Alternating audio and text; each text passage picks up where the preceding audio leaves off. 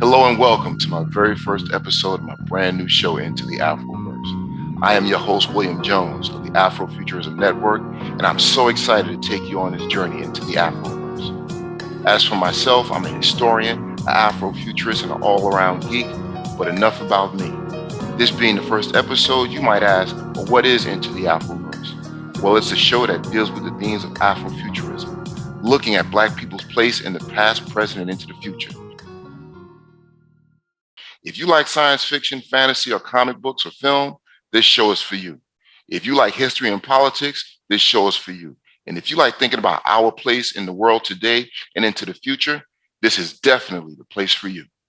This show will be featuring all types of creative minds and thought leaders, like my first guest, Mr. Chad Eric Smith, who's an award-winning filmmaker, director, and actor, and founder of Mr. Duke Productions. So without further ado, let me bring in my very first guest, Mr. Chad Eric Smith. How you doing today? Hey man, what's going on? I'm doing good. Hey, first of all, man, I want to thank you for being part of this. You're my very first guest on this brand new venture. Wow. So I'm really excited to get things going, talking about it. What an honor, man. Thank you so much. Excellent. So first, I want you to share with the audience. Tell them a little bit about yourself. Tell them what you do. Yeah, so for your listeners who do not know me, and again, thank you for having me on your show. I am a native of Washington, D.C. I'm an actor, a filmmaker, musician, a communications and brand professional. I can pretty much sum it all up as a multi-hyphenate storyteller. Got you. Now, this being into the Afroverse, like I said, we're talking about Afrofuturism. So when you hear that word Afrofuturism, what does it mean to you and how were you introduced to it? Yeah, to me, Afrofuturism explores the intersection of African diaspora culture with science and technology through various creative mediums like comics, fictional books, movies, TV shows, music, etc.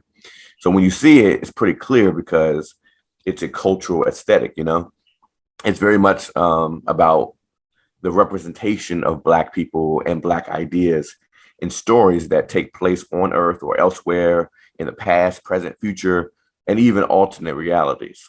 It's always something I've been interested in, science fiction, especially time travel. And as a Black person, I think I'm naturally drawn to fantastical works where characters who look like me exist. Now, speak a little bit more to that. How has science fiction, fantasy, Afrofuturism influenced your work?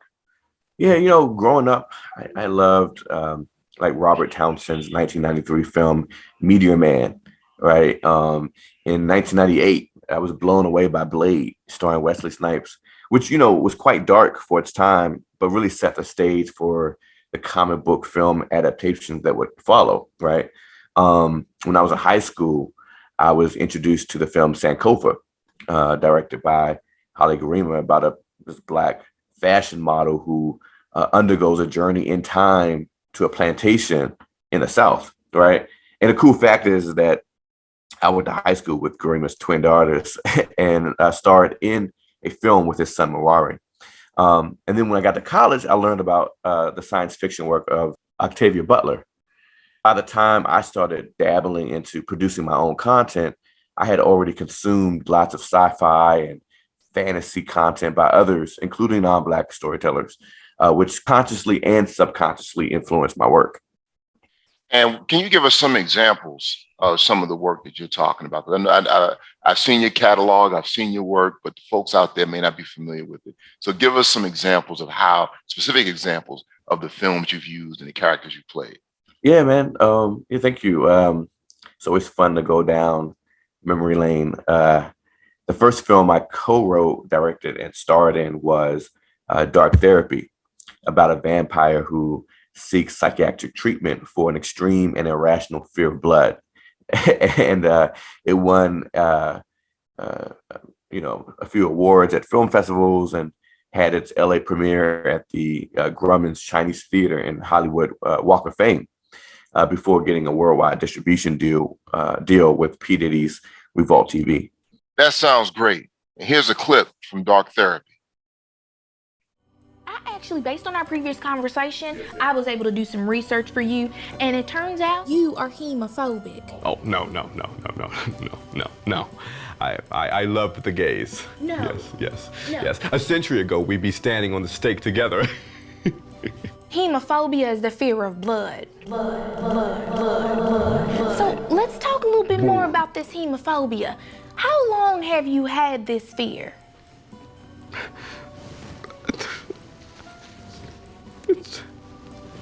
This feels like an eternity. A film that you actually played a role in, as far as helping me get it going, was the award-winning sci-fi drama Rumination. And what was the premise of that? Yeah, Rumination was about a heartbroken man who travels into the past for a second chance at a failed relationship, right? So it fused the theme of grief due to romantic heartbreak with the idea of time travel and, based off of like this top secret drug. And it was inspired by my own heartbreak. So I was able to turn my lemons into lemonade, but with a sci-fi kind of Afrofuturistic twist. Let's check out this clip from Rumination. I feel broken. My memories taught me like you land under a black light, And I just wish I could be somewhere else so that you take yourself with you wherever you go. Where you are isn't the problem. Time is. They say it heals all wounds, but who wants a scar tissue? Keloids aren't cool. On the phone, you said you had something that could help. Something stronger, some sort of top secret. Never say the word secret out loud. Sorry. How'd you find me? Online. And once again, folks, you are listening to Into the Afroverse with your host, William Jones, on WOL, where information is power. And we are joined by our guest today, Mr. Chad Eric Smith. Now, if you're keeping up with the latest, what's going on in filmmaking, especially when it comes to this popularity of science fiction films, comic books, and so forth, there's these great debates that are taking place when you have Black characters playing in these films, like the Star Wars television series, and there have been other examples where there's been a lot of pushback. What is it about science fiction and fantasy and so forth that you think touches on people's nerves so much, where you have these types of controversies and conversations, revolving around issues of race and so forth? Well, I think it makes it a little bit more, a little easier to digest. For some, these topics are hot topics that make people uncomfortable. So when you can add fantasy, when you can add science fiction or even horror, and turn something that is difficult to talk about into entertainment, I think that it makes it easier for audiences to tap into the conversation without being intimidated. And it's fun. I think it's actually just a more fun way to think about those ideas. As an actor, as a filmmaker, have there been roles or scripts or films that you've turned down, or certain things you're steering away from because you're so cognizant of Black imagery on screen? Yeah, there was a couple of times in which I've been offered a role to play a enslaved character, pre-Civil War, antebellum South. And not that those stories aren't real and needed to be known, but more so because I was just being very conscious of my own brand and the type of images that I wanted to be associated with. And so I chose not to play those roles, and prefer, roles in which characters have a lot more autonomy over their actions. And so, yeah, I would probably say that. And what do you think it is? Because, you always hear this conversation when a film comes out dealing with the topic of slavery. Why do you think it makes so many people uncomfortable to see these images and so forth? Because like you pointed out, it is important. But at the same time, it seems to be like this tightrope that we're walking whenever these types of films come out. And it seems to make a lot of audiences, Black audiences in particular, tired. And you oftentimes hear, I'm tired of these slave movies and so forth. What is it that you think about these particular types of films where folks have grown tired of them? Well, imagery has such a profound impact on the way that like people view other people. And I think that if we keep seeing, redundant stories and redundant imagery of, say, Black men as and women as slaves or thugs or drug dealers, then it has this effect of making other people think that that's all that Black people are. And so I think, at least for myself, there's just this real desire to be able to show a counter narrative, something that people don't see very often. Right. Because I think that it has the same effect. If you don't see, I was in this film called Fatherless, which I co-produced, and in which I play also the lead actor as a young physicist who tries to develop time travel in order to go back and erase his father from his life. And there's some, deep issues there with regards to the topics. Mm-hmm. But it's also not often you see a young Black physicist, right? And so that's the type of imagery I'd rather push out there than playing a slave. Got you. Now, you mentioned rumination. You just talked about this film, Fatherless, where you have these science fiction elements and so forth. In terms of preparation, how much research and work do you put into finding out like the actual science behind these things, to where it's, yes, it's science fiction, but at the same time grounded in reality? Definitely a lot of research. It's really organic. Basically, when I'm trying to find the words that I want a character to say and ensure that they sound credible, I just do research on whatever they're talking about to pull, vocabulary words and sentences together that actually make logical sense. So with Dark Therapy, the character is afraid of blood, but there's actually a word for it called hemophobia. Mm-hmm. And so by injecting that word hemophobia into the story, it just makes it feel like it's even more grounded in reality, even though, vampires are quote unquote mythological creatures, you know what I mean? Right. So yeah, that is the fun part, really, is to make your characters sound like they know what they're talking about. Got you. Now, another film that I found very interesting, you played a character where it was more of a political slant, Mm-hmm. but it was still science fiction, where you were trapped in a house with other folks and you had to come up with presidential policies and so forth. Can you speak to that film? Yeah, man, that was such a great film. That one is called 4 Points, and it was directed and written by my friend Cadell Cook. And like you said, it's about 4 average citizens who have been selected by the newly elected tech genius president of the United States, right? Mm-hmm. And they have to participate in a game that would determine the policy of the new administration. And so they have to try to win hundreds of thousands of dollars by telling the truth. But they all have to agree with one another to get the money.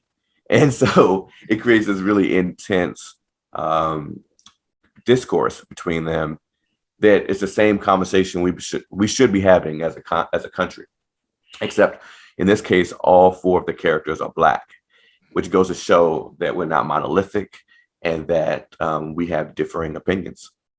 And I see a lot of parallels between that and what's taking place in, let's say, social media, Twitter, and so forth, where I can see that these conversations on social media platforms are having an effect on public policy. Yeah. So what do you see in terms of the correlation between what you did as a science fiction and what's occurring in the real world? Well, I mean, I tend to think that, stories are reflections of what's already happening, right? Like when you go to the movies, a lot of times, especially with science fiction, our imagination is just ahead of the curve, and then we catch up to our future selves. Mm-hmm. So I think, 4 Points is a great example of how it uses science fiction in a sense, or not even science fiction. It just uses technology to help tell the story. I think it's evident that technology is used also in our real world to shape our opinions, like all the algorithms and social media, the way that the media influences the way people think, and then therefore the way they consume media and creating this cycle. There's definitely like proof that, Cadell Cook's, for example, creative mind was right on hitting the nail on the head about what's really happening. Now let's listen to the trailer for 4 points. I think that's why we're here. President Chang wants us to help him get a room full of opinions to agree on something. Thank you for your participation and welcome to my home. This was the president's house when he was a senator. Looks like everyone's good at keeping secrets, no press. Please put on the wristband from the table. They are essentially battery-powered lie detectors. If all of you can agree on a topic and match colors, you will define my policy on the subject, and you will split a cash prize. Sounds easy enough. Is there a God? Have you heard of Jim Crow? Have you heard of Black Wall Street? When a woman says she can't raise a child, believe her. You trying to find new ways to torture people? You're both right. And you're both wrong. Because it works.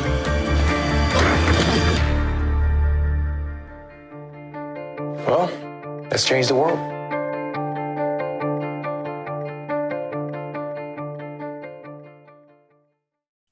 Once again, this is Into the Afroverse with your host, William Jones, on WOL, where information is power. We have our special guest today, Mr. Chad Eric Smith. So Chad, what's the importance of Black filmmakers, and imagery? It's important because I'm always thinking about young people. When Black children are able to consume stories that are, in a way, a reflection of their own identity, it gives them the imagination and audacity to creatively shape their future without any mental limitations, right? That's why representation is so important. I was saying earlier that, people's belief systems are partly based on what they see and experience. So when you think of a Black child who didn't see Black characters in the Flintstones or the Jetsons, I mean, just think about how that might make them feel like there's no place for them in the past or future, let alone the present. Right. So it's just really impactful to be able to allow for there to be representation in storytelling. And what advice do you have for up and coming filmmakers? Just to keep doing it. You have to keep practicing. You have to find something that you can rally behind creatively and just be consistent. One of my favorite quotes is from Denzel Washington, in which he said, "True desire in the heart for anything good is God's proof to you, sent beforehand to indicate that it's yours already." And I really do think that if you're disciplined, if you're consistent, and you're passionate, it's just a matter of catching up to your future self. And what has been the biggest challenge for you as a filmmaker? Yeah, I think the biggest challenge for me is probably the same challenge that a lot of independent filmmakers and content creators have, which is not having enough money. Right. I think to be an impactful storyteller often, I think, necessitates having a high production value. And to have a high production value, you got to have money to get the right equipment and to be able to hire the right talented, competent people to join your team. And so that's the challenge, is just having like the discretionary money to be able to create the type of caliber of work that I want to be associated with. And how can folks fund you in your endeavors? Hey, well, they can just hit me up, give me a call, shoot me a text. Follow me on social media, check out my website, MrDukeProductions.com. And, I'm pretty accessible. You can hit me up and I would love to talk business. Yeah, because it's not enough to simply say we want to see certain things on screen or in print, but it's really important that we get out and financially support those that are trying to carry forth that vision.